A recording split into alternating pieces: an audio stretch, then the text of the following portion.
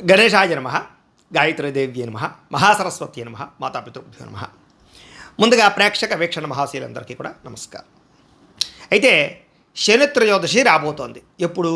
June 27వ తారీఖున శనివారం రోజున. ఎవరైతే కుంభ, మీన, మేష, సింహ, ధనుస్సు రాశి వారు ఉన్నారో వీళ్ళందరికీ కూడా ఈ రాబోయేటటువంటి శని త్రయోదశి చాలా చాలా ముఖ్యము, చాలా ఇంపార్టెంటు, చాలా మహాపర్వదినం. ఎందుకంటే ఈ 5 రాశుల వారు కూడా ఈ ఏలినాటి శని వల్ల కానీ, అష్టమ శని వల్ల కానీ, అర్ధాష్టమ శని వల్ల కానీ చాలా ఇబ్బందులు పడుతున్నారు. కుంభమీన మేషరాశి వారికి ఏలినాటి శని నడుస్తుంటే, సింహరాశి వారికి అష్టమ శని, ధనుస్సు రాశి వారికి అర్ధాష్టమ శని నడుస్తుంది. ఈ కారణంగా వీళ్ళకి ఎన్నో రకాల ఈతి బాధలు, ఇబ్బందులు అనుభవిస్తూ ఉన్నారు ఆల్రెడీ. అయితే ఎలాంటి ఈతి బాధలు, ఇబ్బందులు అనుభవిస్తున్నారయ్యా వీళ్ళందరూ ఈ కారణంగా అంటే కనుక చాలామందికి జీవితంలో ఆరోగ్య సమస్యలు, ముఖ్యంగా మనశ్శాంతి లేకపోవడం, చేసేది కలిసి రాకపోవడం, కుటుంబ కలహాలు, ఆర్థిక ఇబ్బందులు, అనవసరమైన తగాదాలు, చేసే పని కలిసి రావకపోవడము, నిద్ర లేకపోవడము, నిద్ర పట్టకపోవడం లాంటివి, మెంటల్ టెన్షన్లు అధికమైపోవడము, అలాగే ఏం చేద్దామన్నా పనులన్నీ జాప్యం, అవకాశాలేమో చివరిదాకా వచ్చి చేజారిపోతుండడం, ఇలాంటి సమస్యలన్నీ కూడా ఏలినాటి శని వల్ల, శని దోషాల వల్ల కలుగుతూ ఉంటాయి. అంతేనా అంటే కాదు. ముఖ్యంగా రుణబాధల్ని కలగజేసేటటువంటి వాడు, అప్పుల పాలు చేసేటటువంటి వాడు, అవమానానికి గురి చేసేటటువంటి వాడు, లేదా డబ్బులు వృధాగా ఖర్చు పెట్టడానికి కారకత్వం అయ్యేటటువంటి వాడు, అలాగే ప్రేమించినటువంటి వ్యక్తులకి మధ్య అనవసరమైన తగాదాలు, లేదా వివాహ సంబంధాలు చివరిదాకా వచ్చి ఆగిపోతూ ఉండడాలు, లేదా సంతాన ప్రయత్నాలు చేసేవారికి మిస్క్యారీలు అవుతూ ఉండడాలు, లేదా సరైనటువంటి సంతాన సౌభాగ్యం కలగకపోకుండా ఉండడాలు, ఇలాంటి కారణాలు కూడా ఏలినాటి శని, అష్టమ శని, అర్ధాష్టమ శని ఉన్న ప్రతి సమయంలో అలాగా వీటి వల్ల కూడా ఇబ్బందులు తలెత్తుతూ ఉంటాయి. అంతేనా అంటే కాదు. వాహన ప్రమాదాలు కానీ, యాక్సిడెంట్లు అవ్వడం కానీ, శస్త్రచికిత్సలు కానీ, లేదా దీర్ఘకాలిక రోగాలు లేని వారికి చాలామందికి ఏంటంటే ఈ అష్టమ శని, అర్ధాష్టమ శని, ఏలినాటి శని నడుస్తున్నప్పుడే దీర్ఘకాలిక రోగాలు ఎంటర్ అవుతూ ఉంటాయి, లేదా పడిపోదాలు, దెబ్బలు తగిలించుకోవడాలు, శస్త్రచికిత్సలు కారణం అవుతూ ఉంటాయి. కాబట్టి ఇలాంటి పెద్ద పెద్ద సమస్యలకి ఈ ఏలినాటి శని కారణం అవుతుంటుంది. అంతేకాదు, చాలామంది విదేశాలు వెళ్ళాలనుకుంటే చివరిదాకా వచ్చి వీసాలు రిజెక్ట్ అవ్వడాలా, లేదా విదేశాల్లో ఉన్న వారికి ఉద్యోగ సమస్యలతోటి, లేదా ఉద్యోగాలు పోవడాలు, లేదా బిక్కుమంటూ ఉద్యోగాలు చేయడాలు, ఎప్పుడు పోతుందా, ఎప్పుడు తీసేస్తారా అని చెప్పి బాధపడుతూ ఉండడాలు, టెన్షన్ పడుతూ ఉండడాలు, వేరే మంచి ఉద్యోగాల కోసం వెతుక్కుంటూ ఉంటే రాకపోతూ ఉండడాలు, ఇలాంటి సమస్యలకు కూడా గురి చేస్తూ ఉంటాడు. అక్కడ విదేశాలనే కాదు, ఇక్కడ కూడా ఉద్యోగపరంగా లేనిపోని సమస్యలు ఇరుక్కోవడం, లేదా సమస్యలు ఇరుక్కుని ఉద్యోగాలు పోగొట్టుకోవడం, ముఖ్యంగా గవర్నమెంట్ ఉద్యోగస్తులకి చేసిన తప్పుకో, చేయని తప్పుకో సడన్గా విజిలెన్స్ వాళ్ళలో రకరకాల రైడుల్లోనూ ఇంకొక కారణం చేత ఇరుక్కుపోవడాలు, ఐటీ దాడులు జరగడాలు, ముఖ్యంగా వ్యాపారస్తులకి. తద్వారా ఏంటంటే ఎక్కువగా సమస్యలు, కోర్టు కేసులు, పోలీస్ కేసులు ఇరుక్కునే అవకాశాలు, ఆస్తి వివాదాలు కలగజేసే అవకాశాలు కూడా ఈ ఏలినాటి శని, అష్టమ శని, అర్ధాష్టమ శని చూపిస్తుంది. అంటే కనుక ఇది సామాన్యమైనటువంటి దోషం కాదు, చాలా ఇబ్బంది పెడుతూ ఉండేటటువంటి దోషాలుగా మనం చూడొచ్చు. అంతేకాదు, ఇంట్లో భార్యాభర్తల మధ్య గొడవలు, పిల్లల మాట వినకపోవడం, డబ్బు వచ్చినట్టు ఖర్చు అయిపోవడం మంచి నెలలాగా, అలాగే ఏంటంటే తప్పనిసరి పరిస్థితులు అప్పులు చేస్తే అవి తీరకపోవడం, ఈఎంఐలు, క్రెడిట్ కార్డులు కట్టలేకపోవడం, దుబారా వస్తువులు కొనడం, నమ్మక ద్రోహాలు, షూరిటీ సంతకాలు పెట్టి మోసపోతూ ఉండాలి, దానికోసం అనవసరమైన వాటికి తగాదాలకి కోర్టులు అంబడి తిరుగుతుండాలి, లేదా ఎవడో చేసిన తప్పుకి పోలీస్ కేసుల ద్వారా, రకరకాల కేసుల ద్వారా ఇరుక్కోవడాలు, ఇలాగేంటంటే సమస్యల వలయంలో పాడేసేటటువంటి, ఇబ్బంది పెట్టేటటువంటి పరిస్థితులు ముఖ్యంగా ఈ 5 రాశుల వరకు ఎక్కువగా కనపడుతూ ఉన్నాయి. ఇంచేత ఈ శని ప్రభావం వల్ల. అలా అని చెప్పి శని చాలా దుర్మార్గుడు, ఎప్పుడు వచ్చినా పాడు చేసేస్తాడు అనుకోవడానికి లేదు. ఎందుకంటే అదే శని కనుక యోగించాడా మళ్ళీ తిరిగి ఇలాంటి సమస్యలన్నింటి నుంచి మనల్ని బయటపడేయగలిగేవాడు కూడా ఆయనే. తొందరగా జీవిత స్థిరత్వాన్ని ఇచ్చేవాడు కూడా ఆయనే. శని ఏమిచ్చినా స్థిరత్వంగా, భారీగా, గ్రాండ్గా, పెద్దగా ఇస్తాడు.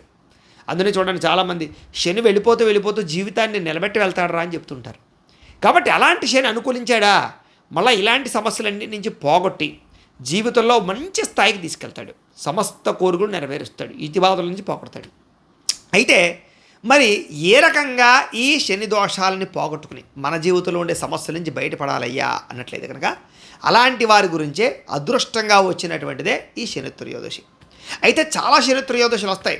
వాటికి ఇప్పుడు రాబోయేటటువంటి 27వ తారీఖు వచ్చేటటువంటి శని త్రయోదశికి తేడా ఏమిటయ్యా అన్నట్టయితే కనుక ఈ శని త్రయోదశి శనీశ్వరునికి చాలా ప్రీతి కలిగినటువంటి శని త్రయోదశి. కారణం ఏంటి అంటే శనీశ్వరుడు జ్యేష్ఠమాసంలో అమావాస్య రోజున జన్మించాడు. అందుకని ఆయనకి జ్యేష్ఠమాసం అంటే చాలా ఇష్టం.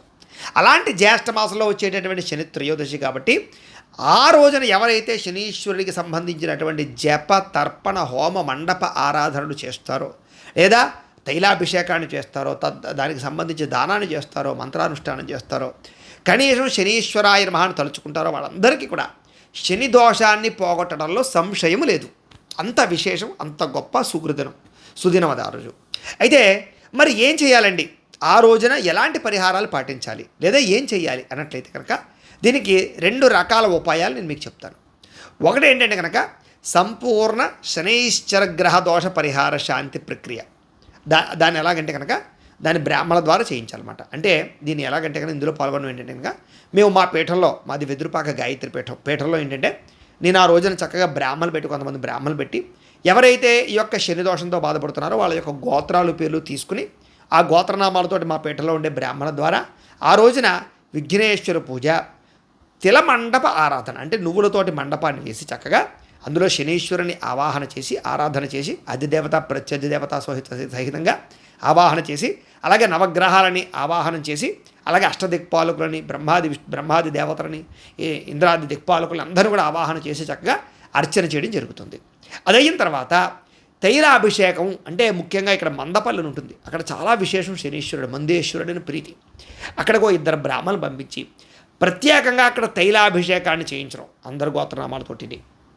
అలాగే మళ్ళా పీఠంలో చక్కగా ఈ ఏదైతే శనీశ్వరుడికి సంబంధించినటువంటి మూలమంత్రం ఉంటుందో దానికి కొన్ని లక్షలు బ్రాహ్మణుల చేత జపం చేయించడం. అలాగే అది అయిపోయిన తర్వాత క్షీర ఈ యొక్క తిలాతర్పణం అని ఉంటుంది, దాన్ని క్షీర తిలాతర్పణాన్ని ఆ రోజు ప్రత్యేకంగా చేయించడం జపం చేసిన సంఖ్యకి తగ్గ. అలాగే శనికి సంబంధించిన మూలమంత్రంతో, అలాగే నవగ్రహ మంత్రాలతోటి, అలాగే మిగతా అష్టదిక్పాలక మంత్రాలతోటి, అలాగే మృత్యుంజయ మంత్రంతో, రుద్ర మంత్రాలతోటి కూడా హోమం చేయించడం జరుగుతుంది. హవనం అంటారు దాన్నే. అలాగే ఈ నువ్వులతోటి దానితోటి నవధాన్యాలతోటి కూడా ఆ రోజు ప్రత్యేకంగా హోమం చేయించడం జరుగుతుంది. చేసి అలాగే దానికి సంబంధించినటువంటి ఇలాంటి మాలలు ఉంటాయి, శనీశ్వరికి సంబంధించినటువంటి పూజలో ఇలాంటి మాలలు పెట్టి ఈ మాలల్ని ఎవరైతే పూజల్లో పాల్గొన్నారో వాళ్ళందరికీ కూడా ప్రసాదంతో పాటుగా పంపించడం జరుగుతుంది. ఎవరైతే ఈ మాల మెళ్ళలో ధరిస్తారో వాళ్ళందరికీ కూడా శని దోషము కానీ, నరదిష్టి కానీ, నరఘోష కానీ, ఎలాంటి దోషాలు ఉన్నా కూడా సంపూర్తిగా తొలగడమే కాదు, ప్రమాదాలు కానీ యాక్సిడెంట్లు కానీ ఏవీ జరగకుండా ఉంటాయి, ఐశ్వర్యం నిలబడుతుంది, అలాగే దిష్టి తగలకుండా ఉంటుంది. చాలా అద్భుతమైనటువంటి జీవితంలో మార్పు అయితే మీరు చూడబోతారు.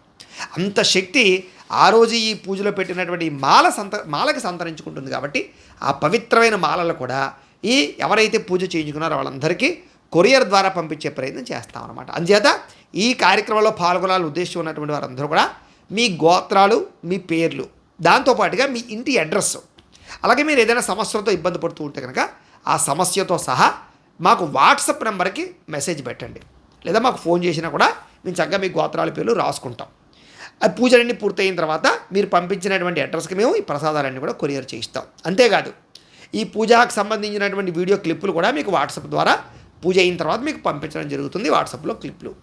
తద్వారా ఏంటంటే కనుక వీటికి అయ్యేటటువంటి రుసుము దక్షిణ ఎంత అన్నట్లయితే కనుక 2,000 రూపాయలు మాత్రమే. అంటే సామాన్యులు కూడా ఇందులో పాల్గొనాలని ఉద్దేశంతో చాలా తృఢప్రాయంగానే పెట్టడం జరిగింది. దీనివల్ల శాస్త్ర ప్రమాణంగా మనకి సంపూర్ణంగా శని దోషం తొలగడంలో సంశయం లేదు. ఈ పూజ అయిన తర్వాత ఖచ్చితంగా మీలో మార్పు అయితే గమనిస్తారు. సమస్య నుంచి బయటపడడం కానీ, లేదా తొందరగా పనులు జరగడం కానీ, ఆరోగ్యం బాగుపడడం కానీ, ఐశ్వర్యం కలగడం కానీ, రకరకాల ఏవైతే మీకు దోషాలు ఉన్నాయో అలాంటి దోషాలన్నీ సంపూర్తిగా తొలగి కోరికలు నెరవేరుతాయి. కాబట్టి ఎంత శక్తివంతమైన కార్యక్రమం మా పీఠంలో చేస్తున్నాం కాబట్టి ఖచ్చితంగా అందరూ మాత్రం ఈ అవకాశాలు మాత్రం దుర్వినియోగపరచుకోకండి. ఎందుకంటే మళ్ళీ ఎప్పుడు ఈ శని త్రయోదశి వస్తుందో తెలియదు. దాంతోపాటుగా జ్యేష్ఠ మాసంతో కూడుకున్న శని త్రయోదశి రావడం వచ్చే సంవత్సరం వస్తుందో లేదో తెలియదు, అరుదు. ఇది ఫస్ట్ పాయింట్, ఇది ప్రధానం. ఇంకా లేదు గురువుగారు, మేము అంత డబ్బులు ఖర్చు పెట్టలేమండి, మా వల్ల అవ్వదు, మేము సింపుల్గా ఏదైనా పరిహారాలు చేసుకుందాం అనుకుంటున్నాం, ఏదైనా సులువుగా ఉండే పరిహారాలు ఏదైనా చెప్పండి అన్నారనుకోండి. దానికి కూడా ఏంటంటే కనుక ఆ రోజున శని త్రయోదశి రోజున 27వ తారీఖున పొద్దున లేచి చక్కగా తలస్నానము చేసి మంచి బట్టలు కట్టుకుని మీకు దగ్గరలో ఉండేటటువంటి ఏదైనా నవగ్రహాలు ఉండే ఆలయం కనుక మీకు దగ్గరగా ఉంటే అక్కడికి వెళ్ళి చక్కగా 108 ప్రదక్షిణాలు కానీ, 27 కానీ, లేదా 11 ప్రదక్షిణాలైనా సరే మీ ఓపికను బట్టి చేయండి. చేస్తూ ఉత్తినే చేయకండి. నేను ఒక శ్లోకాన్ని చెప్తాను, ధ్యాన శ్లోకాన్ని, దాన్ని జపం చేసుకుంటూ దాన్ని పారాయణ చేసుకుంటూ చేయండి. ఏమిటా ధ్యాన శ్లోకం అంటే కనుక నీలాంజన సమాభాసం రవిపుత్రం యమాగ్రజం ఛాయామార్తాండ సంభూతం తం నమామి శనైశ్చరం. ఈ యొక్క ధ్యాన శ్లోకాన్ని చక్కగా ఈ తిరుగుతూ ప్రదక్షిణాలు చేస్తూ తలుచుకోండి. ఇంకా అవకాశం ఉంది, మీకు నువ్వుల నూనె దొరికితే కనుక ఓ 1/2 కేజీ నువ్వుల నూనె పట్టుకెళ్ళి అక్కడ జగ్గా ఆ యొక్క శనీశ్వరుడికి ఇప్పుడు నేను చెప్పినటువంటి ధ్యాన శ్లోకాన్ని చెబుతూ పోయండి. ఇంకా అవకాశం ఉంది, దానం ఇచ్చుకోవడం మంచిది. సాధారణంగా ప్రస్తుతం ఎవరికైనా నువ్వుల దానం ఇద్దామంటే నువ్వుల దానం పట్టుకునే బ్రాహ్మణులు దొరకటం లేదు. నిజంగా మీకు దొరికారా అదృష్టం. అయితే ఎలా ఇవ్వాలి నువ్వుల దానాన్ని అంటే కనుక ఉత్తరేదో నువ్వులు బయటకెళ్ళేసి చేతిలో పెట్టేయడం కాదు. దానికి కూడా ఒక ప్రొసీజర్ ఉంది శాస్త్ర ప్రమాణంగా. ఎలాగంటే ఒక స్టీలు పళ్ళాన్ని కొత్తది కొనండి, దాని మీద నిండా బియ్యం పోయండి, పళ్ళెం నిండా. దాని మీద నలుపు రంగు జాకెట్ ముక్క కానీ లేదా తువ్వాలు కానీ వేసి దాని మీద ఒక తమలపాకు పెట్టండి. దాని మీద 19 గ్రాములు నువ్వులు వేయండి. అంటే కనీసం 2-3 చెంచాలు, అంతకన్నా ఎక్కువ కూడదు. నువ్వులు ఇన్నిస్తే అంత బంగారం కానీ అంత ధనం కానీ ఇవ్వాలి. అంత ఇవ్వలేం కదా మనం. అంచేత 19 గ్రాములు నువ్వులు పెట్టి వేసి బెల్లం మొక్క ఓ 1/2 కేజీ బెల్లం మొక్క పెట్టండి దాని పక్కన. అలాగే వాసం మేక కానీ ఇనప మేక కానీ పెట్టండి. పెట్టకపోయినా పర్వాలేదు, ఎందుకంటే అలాగే స్టీల్ కంచం ఇస్తాం కదా. అలాగే తాంబూలం పెట్టండి. 3 తమలపాకులు పోక చెక్క పెట్టి విశేషంగా దక్షిణ అంటే కనీసం 500 రూపాయల కన్నా ఎక్కువ ఎంత ఇస్తే అంత మంచిది. ఎందుకంటే ఆ దోషం పట్టుకున్న బ్రాహ్మణుడు ఆ దోషం పోగొట్టుకోవాలంటే 1,00,000 గాయత్రి జపం చేయాలి. అంటే కనీసం 10-15 రోజులు పడుతుంది వాడికి. కాబట్టి అంత ఎక్సర్సైజ్ వాడిని చేసుకోవాలి. కాబట్టి దానికి తగ్గ ఏదో తృణప్రాయంగా 50-25 ఇచ్చేసి వదిలించేసుకోవడం కాదు. తెల బ్రాహ్మణికి మనం ఎంత విశేషంగా దక్షిణిస్తే ఆ దోషం అంతలా పోతుంది. ఎందుకంటే ఆయన దోషం పోగొట్టుకోవాలి. కాబట్టి మన దోషం పట్టుకున్నాడు, ఆయన మన పాపం తీసుకుంటున్నాడు. అంచేత చూడండి, కావాలి ఎక్కడైనా సరే తెల బ్రాహ్మడు ఎక్కడ ఆరోగ్యంగా ఉండడు, మీకు ఎక్కడ ఐశ్వర్యం ఉండదు అతనికి. కారణం ఏంటి? మన పాపాలన్నీ మోస్తున్నాడు అతను. చాలా ఆయుష్ క్షీణించిపోతుంది. చూడండి, మీరు కావాలంటే ఎవరైనా ఎంక్వైరీ చేసుకోండి, లేకపోతే ఏదైనా దానికోసం ఏదైనా పరిశోధన చేసుకోండి. మీరు ఎక్కడ తెల బ్రాహ్మడు చూసుకోండి. అంటే అలా అందరూ కాదు, కొంతమంది ఏం చేస్తారంటే తపస్సు చేసుకుంటారు, గాయత్రి జపం చేసుకుంటారు. తెల్లదానం పుచ్చుకున్నా కూడా ఇంట్లో రోజు గాయత్రి జపం చేసుకుంటారు. అలాంటి వాళ్ళకి ఏం అవ్వదు. కానీ ఒకవేళ తీసుకుని జపం చేసుకోలేని వాళ్ళు కొంతమంది ఉంటారు. అలాంటి వాళ్ళు చూడండి, ఆ దోషం వల్ల పాడైపోతుంది. అంటే మన దోషం వాడికి వెళుతుందా లేదా అనడానికి ప్రత్యక్ష నిదర్శనాలు ఇవన్నీ కూడా. అంచేత మనం అలా మన దోషం పట్టుకునే బ్రాహ్మణ్ణి ఖచ్చితంగా విశేషంగా గౌరవించాలి. కాబట్టి ఆయన కన్నా కుదిరితే పంచుల చాప్ ఏముంటే పంచుల చాప్ పెట్టి, స్వయంపాకం ఉంటే స్వయంపాకం కూడా ఇచ్చి విశేషం దక్షిణ తాంబూలాలు ఇవ్వండి. తద్వారా ఆ దోషం చాలా శాతం మీకు పోతుంది. లేదా ఆల్రెడీ మా పీఠంలో అయితే కనుక మీకు దానికి సంబంధించి తిలాహోమాలు అవి చేస్తాం కాబట్టి తద్వారా కూడా మీకు దానం ఇవ్వకపోయినా ఆ ఫలితం వస్తుంది. కానీ అవకాశం ఉంటే ఇలా చేసుకోండి.